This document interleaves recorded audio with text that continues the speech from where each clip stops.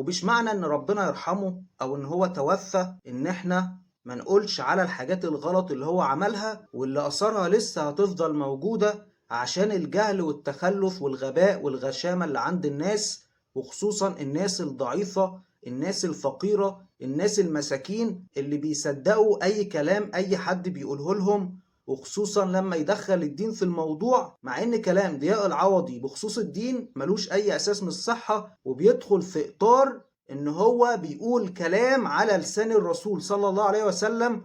صلى على النبي عليه الصلاة والسلام، عليه افضل الصلاة وازكى السلام واتم التسليم، فبيقول كلام على الرسول، الكلام ده مش حقيقة، فده بيدخل في اطار الكذب والتدليس. نرجع من تاني لكلامنا، مش معنى ان ضياء العوضي مات وتوفى ربنا يرحمه ويسامحه ان احنا ما نقولش على الحاجات الغلط اللي هو عملها. ضياء العوضي كل الكلام اللي هو بيقوله ملوش اي اساس من الصحة. يعني ايه؟ يعني بالبلدي كده ده كلام مصاطب، كلام مصاطب، اشتغالات حمضانة، افتكاسات فكسانة، كلام ملوش اي اساس من الصحة ولا من العلم ولا من المنطق ولا من الفكر ولا من الدين. فالناس اللي بتقولك هو خلاص مات يا ريت ما نتكلمش عنه، الكلام ده مش حقيقة والكلام ده مش صح. مش معنى ان هو مات ان احنا ما نقولش على الغلط اللي هو عمله، ما نقولش على الاخطاء اللي هو عملها.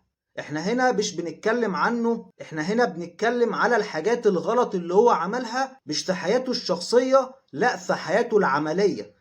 الموضوع ده هيأذي ناس كتير جدا جدا جدا، ولسه بيأذي ناس كتير جدا جدا جدا. تعالوا نتكلم دلوقتي على مين اللي بيدعم نظام الطيبات اللي انا بسميه شخصيا نظام الخبائث بتاع ضياء العوضي. هتلاقيهم كلهم ناس هجاصين، ناس ولا عندهم علم ولا عندهم دين. يعني مثلا تلاقيه فنان، تلاقيها فنانة، تلاقيه مغني، تلاقيها مغنية، تلاقيه رقاص، تلاقيها رقاصة. فمستحيل تلاقي دكتور أو عالم أو باحث أو حد ليه قيمة وقامة وعنده فكر وعنده أبحاث وعنده مكانة في المجتمع، مكانة علمية وسمعة أخلاقية، تخليه يقولك إن نظام الطيبات اللي هو نظام الخبائث بتاع ضياء العوضي، اللي هو اصلا من اساسه ما كانش دكتور وكان عمال يهبد عمال على بطال عشان هو لقى شوية ناس جهلة عمالين يطبلوا له ويعرضوا له. فياريت يا جماعة الناس تاخد بالها وتفهم الكلام ماشي ازاي ورايح فين وجاي منين. ضياء العوضي مات